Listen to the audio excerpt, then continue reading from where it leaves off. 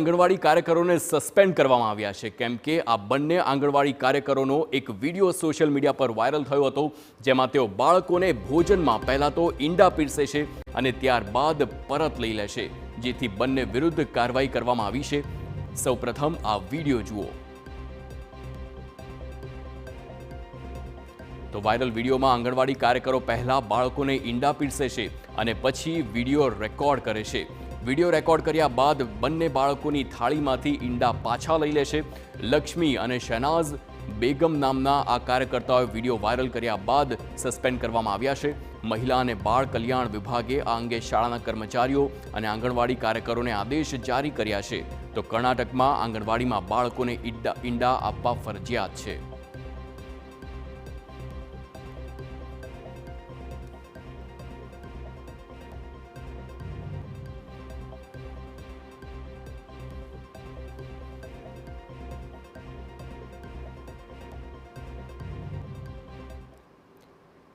તો હવે મળી